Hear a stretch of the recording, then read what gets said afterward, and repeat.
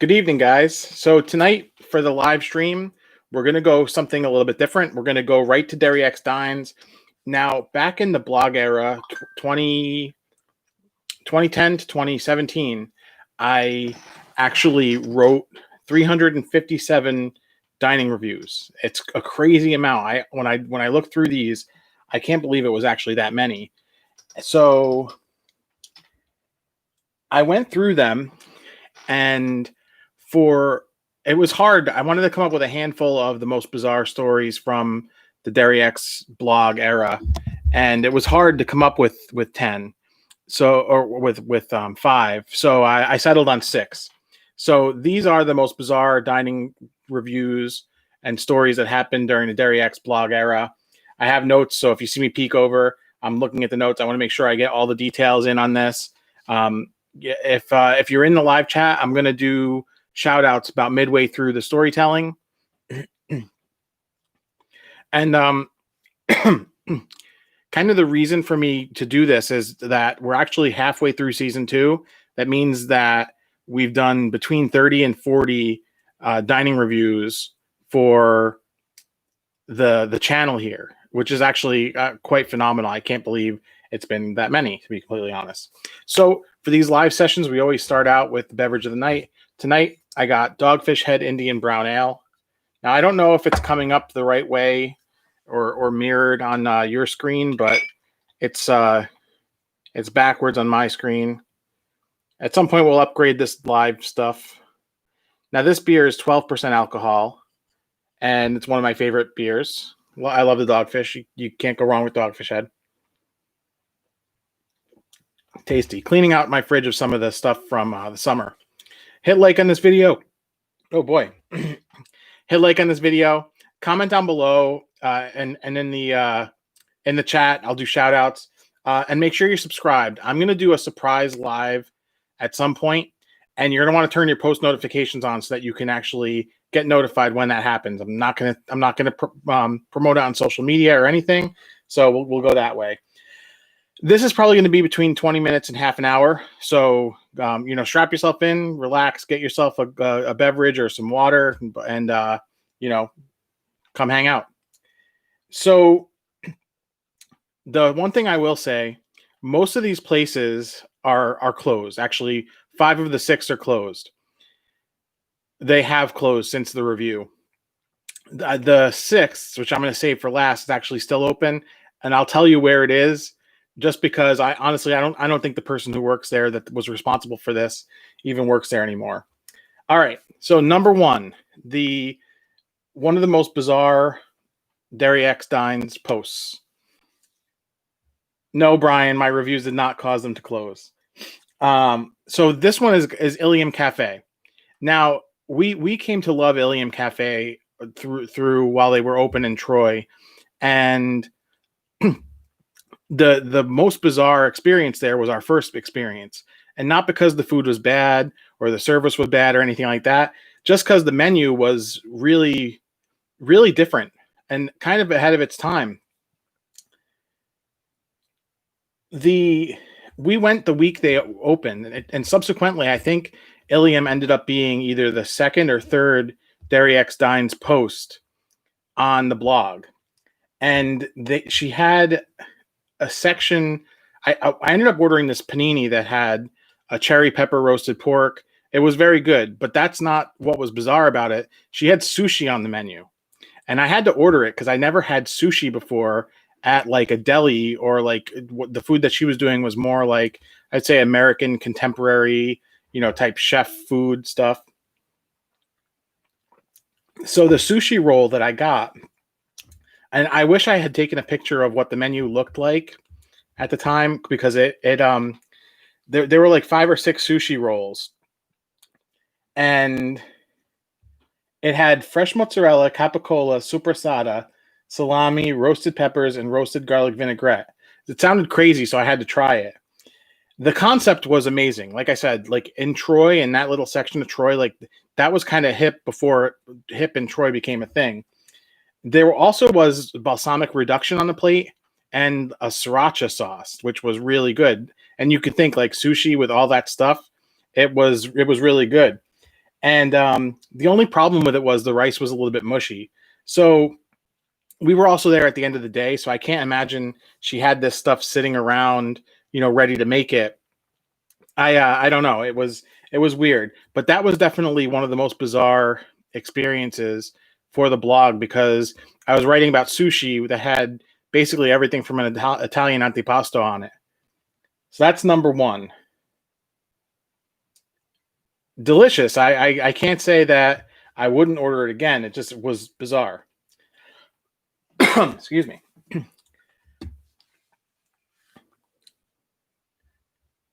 We got the live chat lit up here with Brian G, Dom. We got Roz with the dinosaur. We gotta let this dinosaur go, guys. All right. The next one, Wine and Diner. So there was a place. It was on Delaware Avenue in Albany that opened up, and it was called Wine and Diner. It was kind of like a cutesy, kind of hip little brunch spot, and it was diner food, but he also had some, like wine and beer and stuff like that. So we went for brunch a couple of times there, and the first time was kind of uneventful. And I think actually Cassie wrote a blog at the time, and she actually blogged about it, and I commented on her blog about it. This was early on when we were dating. The second time was where things got a little bit strange. So we were the only customers there for the second time. And when we were getting seated, I made a comment about how cool the murals that were painted on the wall were. I thought that was kind of a really cool thing that they had. Well, because I made that comment, he took us into the bathroom to show us how the mural continued into the bathroom.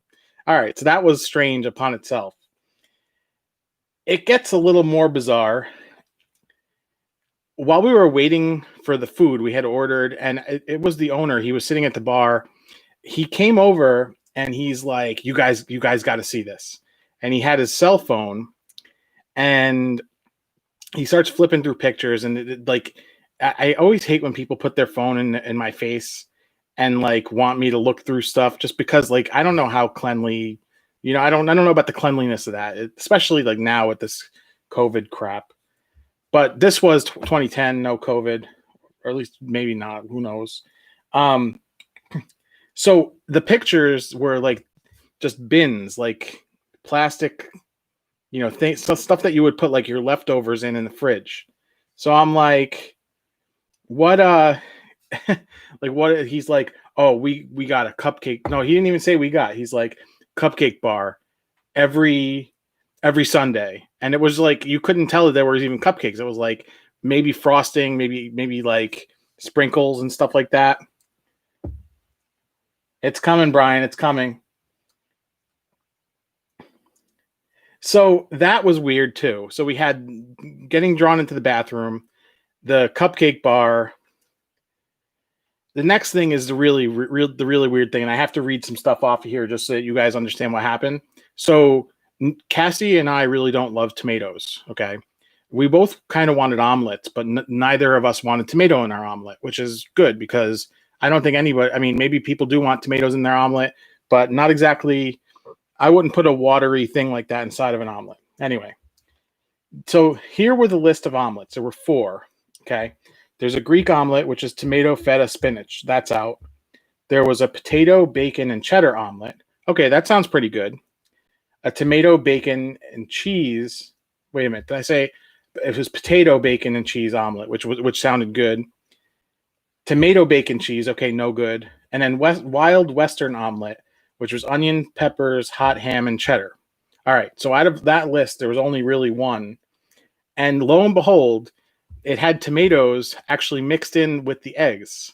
So you had your omelet, which had tomatoes inside of the eggs, and then you had your filling. So what I think it is was that they just had like, eggs prepped up that they were using to make these omelets. And then they were using that as the base to make their omelet, and then they would put their fillings in it. It was gross. Like nobody wants to eat tomatoes. We didn't say anything at the time, but it was just like, dude, like if you're gonna put tomatoes in everything, just say you're putting tomatoes in everything. So that one was weird. That one, and actually we're gonna come back to that exact location in a later one. Like that location on Delaware Avenue in Albany became a number of different things. All right, so that was 2 so far. Like I said, we have 6. I'll do shout outs after the next one. Sip of Indian Brown. And that's actually a good segue. The next one is the Brown Derby. Excuse me. Now, this one is, I would say, a legendary visit. Okay. If you know me since like the year 2000, I've been obsessed, let's say, with the Cobb salad, and it's on account of Curb Your Enthusiasm. There was an episode where Larry David gets into an argument with somebody who says their family created the Cobb salad. He does some research, or has his secretary do some research, and lo and behold, the origin of the Cobb salad is told on the show. It was originated at the Hollywood Brown Derby by a chef named Bob Cobb, and it has a certain number of things and this and that. We had a Brown Derby in Albany. It was like right by the Palace Theater. Okay. So we were like, I got to go. And I didn't even, this was at the time, I wasn't looking at the menu ahead of time. I wanted the experience to kind of be me sitting down, figuring out what to eat and all that type of stuff. It was also like early on in the internet age where like most menus weren't online. So we get there and there's no Cobb salad on the menu. And like, I was disappointed to say the least. That was the least of the problems with this meal, though, and I'll get to that in a second. But I ended up getting this this iceberg wedge salad that had like a Maytag blue cheese with these really thick bacon lardons, which it was really good. Like, so the salad was the best part of the meal. This place, the Brown Derby, it was kind of like where you like go to schmooze. It was like kind of that Italian. It was very Italian, and it's like a place where you'd see like politicians and Albany bigwigs and stuff like that. So the menu was this like weird hybrid of like steakhouse and then Italian food. So I wasn't trying to spend tons of money in this thing. Like that wasn't the goal. So there was chicken parm on the menu. So I ordered chicken parm just to be like, all right, I just spent $13 on some iceberg lettuce. So let me have chicken parm. Okay. It came with homemade pasta, which, okay, that I would say if you're going to go to a restaurant like that, you want the experience, you want something there to actually like, be worth the experience. Cause I can make chicken parm as good as any restaurant. Not bragging, it's just a fact.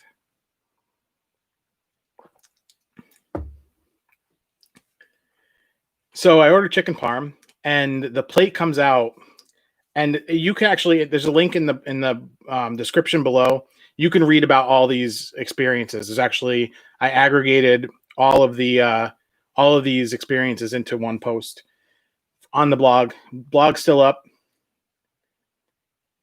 Cauliflower, a big giant hunk of cauliflower on just randomly on the plate. This was before like getting to know chefs in the area and them putting cauliflower on the plate as a joke. This was before that, so they didn't even know not to do that with me. But why would you ever put cauliflower anything on a plate of chicken parm? I don't understand. Like this is like people just getting cute. And I think that chef now is at Jack's in Albany, if I'm not mistaken. I don't. It's hard to follow, especially now with COVID, places shutting down left and right. So that was the first 3, and we'll get into the next few. But I first want to give a shout out to everybody who's here.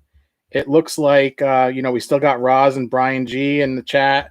I saw my brother Dom in there early on. He was talking about Sue shit. And then we got Metal Frog, who actually is coming up, getting a mention in one of the next few here. So as always, leave a comment in the live chat, and at the end we'll do some more shout outs.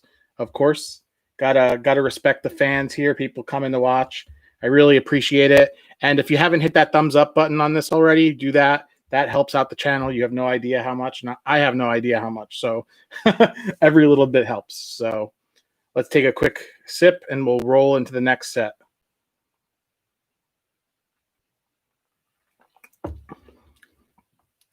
The problem with these high alcohol beers is Brian keeps saying chug in the chat. It's really hard to chug a 12% alcohol beer. Not hard. It's just, I'm also trying to talk here and keep this moving along. All right. So number 4, Mingle. Now this one ended up becoming a legend on the blog, and the first experience kind of dictated how things went. So the first experience was not good. It was the same physical location as the Wine and Diner. So it's on Delaware Avenue. Actually, most of these are on Delaware. We're on Delaware Avenue. Anyway, so here's what happened. This restaurant had a weird hybrid of like American food and Korean, like authentic Korean food, because the chef was Korean. The Korean food on the menu was phenomenal, fantastic. Can't say a bad thing.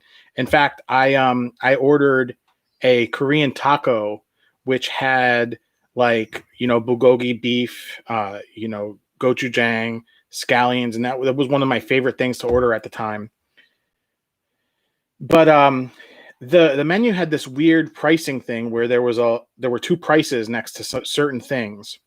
The low price, apparently, what happened was the low price was the price you would pay if you ordered at the bar, and you would get a smaller, like abbreviated portion. And the higher price was the normal, like appetizer or main entree price. So we were seated at a table, not the bar. So I ordered these jerk chicken wings, roasted jerk chicken wings. So when the waiter took the order, I ordered the small. Well, when he wrote it down or transposed it in his mind, he discarded the word small and just put the order in for the table size. Now, it wouldn't have been a problem. We just take the rest home. But we had ordered a couple other appetizers. It's like, how many wings are we going to eat here? So they come out with this plate of 10 wings, and they were big, juicy wings. When you click the link on the thing, don't click it now. Click it after this. You'll see they were pretty juicy wings. 10 was a lot. It was too many, especially we ordered appetizers, we ordered entrees. So I don't know. So I mentioned to the guy, why I ordered the small, like this is a lot of wings. It's supposed to be 5. And he's like, oh yeah, no, like I didn't tell you, but the lower price is for the bar. I'm like, well, I don't know what I'm going to do with the rest of these wings, but we'll just pack them up and we'll take them to go. So at first he was like super apologetic and was like, I really want to make it up to you. Let me buy you a drink. And I was like, it's all right. I don't really want to drink. Like that's not the point here. I just, it's unclear exactly what was going on, but I didn't go into it with him, but he just got super awkward. I started asking other questions about the menu, and like he was super defensive, and it was just really bizarre, really awkward. And those wings were not good. I mean, just being frank about it, there was so much better stuff on the menu. And over the years, I actually got invited back to meet the owner, who walked me through the menu, sat with me at the bar. And he's actually a really cool guy, Jose. We're still connected on Facebook. Cool guy, cool little place. It just, that was kind of a misfire. And it's not trying to, kick dirt on them while they're gone, but it's this is just a weird thing that happened. All right, so here's the one I think Brian G came for, and probably Metal Frog, because he was actually here for this. This place was called Burger Centric, and it was on Delaware Avenue in Albany, right down the block from Wine and Diner, right down the block from Mingle, kind of right in between Mingle and New World Bistro. So before we get into this one is a heavy one, guys.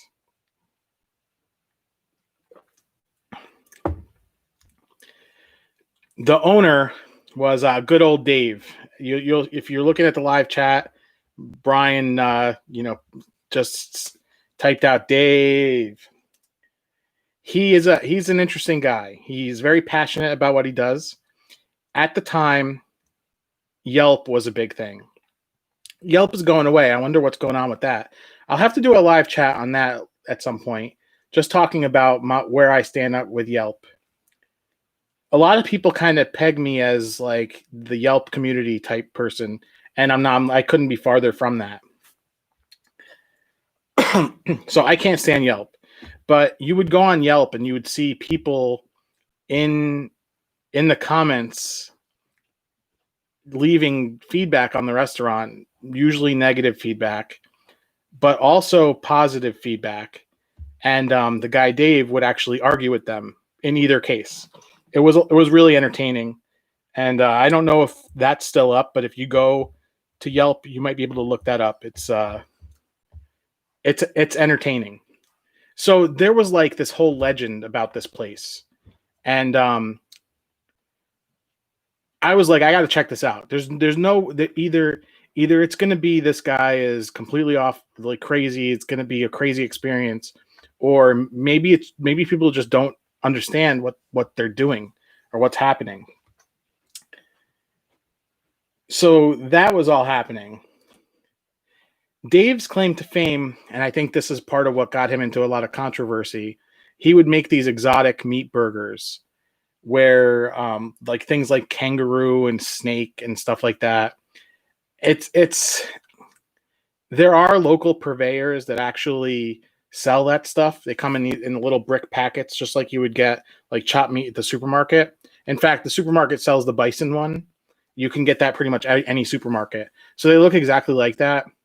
And you can make the argument, was this guy really giving you what you ordered or whatever it is? But I feel like he has no reason to lie about it. To me, that type of thing is a stunt. It's not really. I would hope that people aren't really going out to get that.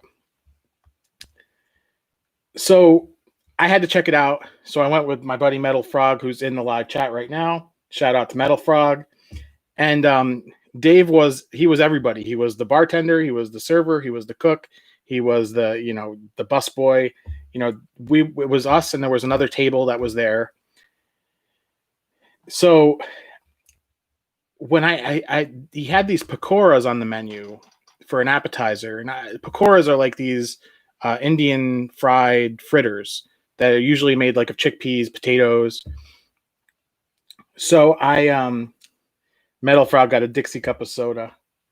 Didn't you order a milkshake? And it was like a protein shake? Anyway, so I asked him about the pakora, like what was in it, because I can't have cauliflower in my food. Okay. So he wouldn't tell me, but then when I explained to him, it's really, I don't want your recipe. I just want to know, is there cauliflower in it? And he said, no cauliflower. Okay, so fine. He brought out the pakora. They were like basically burgers, like a whole burger. A pakora is usually like a little dumpling, like the size of like maybe 2 quarters. And that wasn't very good. But I wound up ordering this Kobe beef burger, and it was $10.99. And then he used to do this thing called centric sauce that was like a Big Mac sauce. And then he also used to do what he called Chef's Touch, which was like this chutney, almost like a ketchup, but there was some spices in it and stuff. There was like tomato, onion, and spices. So that was an extra $2. So for like $14, you're getting a Kobe beef burger. Yes, Roz, it was the guy who served lion meat. And the burger was phenomenal. It was like I can't even tell you that Chef's Touch was like one of the greatest things. I think Dave actually reopened in Schenectady. So we really, I know Metal Frog's kind of roasting the iced tea, and milkshake or whatever it was. But I thought we had a good experience there. It's just it was weird that we went in expecting this whole like big thing, and people were saying he was racist, which actually the other family that was there eating was an African American family, and he was just as nice to them as he was to us. So like all the stuff that we were seeing on Yelp, I wasn't seeing at all. And I got to actually know Dave over the years. And when he opened up a place on Fuller Road, he invited me in to cook with him, and he showed me a couple things he was doing for the menu. Really, really great guy, really passionate. The guy's just got to get off the internet. That's really at the end of the day, at the end of the day, what it is. But the bizarre part about that experience was this is a place that like if Yelp had its way would have been out of business, that actually was making good stuff, and our experience was not in line with what other people were saying at all. So that's 5. Now, I promised you guys 6. Those 5 are all out of business. Ilium, she now has a place called like Westfall Station. I think the guy from Wine and Diner is the guy from City Beer Hall. Dave has a place there. Mingle, I don't know what he's up to at this point. So this last place that we're going to talk about is the only place that's still in business. To my knowledge, it's the only time I tried to use a coupon while dining out for derryX Dines feature. I may be wrong about that, but it's definitely the reason why I don't use coupons for dining out anymore. So I don't know if the employee who's responsible for this still works there or not. So I'm kind of naming the place, but not the names, keeping the names anonymous. I'm just reading the notes and making sure I'm touching on everything. So it's a place in Stuyvesant Plaza called Mr. Fuji Sushi. Most of the sushi places around here are very nondescript. You get pretty much the same thing everywhere you go. And in fact, the food experience at this place really wasn't anything to write home about. It wasn't bad. It wasn't good. It was what it was. The experience wasn't bizarre until the very end. And the food was fine. The ambiance was fine. The only kind of creepy thing when you walk in, there's a lot of those waving clocks, the cat clocks. It's just more than I'm comfortable seeing. But that's a matter of taste. So shout out to Roz. She actually remembers all these posts as they happen. It's kind of cool to see that other people other than me have read these things. Can you 357 is the number of posts, dining posts. I did pretty much every Tuesday from August 2010 through sometime in 2017 after Noah was born. Anyway, crazy. Pretty soon we'll get the videos up to that number. So I mentioned to the server that we were eating our sushi and I had never gotten the ginger salad that comes with the sushi dinner. So she said something to me about that, like I didn't need it or something like that, and literally like bent down and patted my belly. Like I've never had that happen before in my life. I have pretty discrete boundaries as far as my personal space, and that got a little bit inside of it. Wasn't totally offended. It was honestly more funny than anything. But yeah, that actually happened. But that's not even the most bizarre part of it.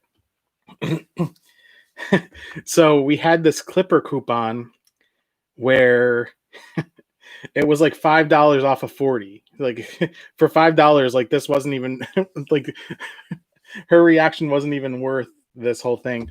So like she brought over the check. I handed her this $5 coupon and I said, "Oh, we have a coupon." And like before I got to finish saying where I got the coupon or how much it was for or anything, she was like, "Oh my God, you're so lucky." And she took it out of my hand and she ran off. So that was pretty bizarre. I don't know if they're still like that there now. I haven't gone back to check, But that's number 6.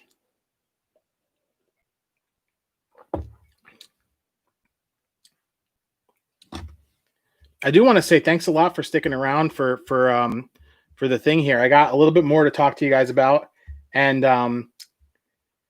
we've been going for 30 minutes. Let's wrap this up. So those are the 6 that stand out the most from the blog era. Like I said, it was really hard to actually settle on those, and Roz even mentioned dinosaur. I had a handful of pretty terrible dinosaur experiences, both in the restaurant and on the blog. But with 357, I'm bound to have missed some. So if there's other ones you want me to talk about, might be a good topic for a future live. Comment below. Let me know what other strange memories you have from the blog era.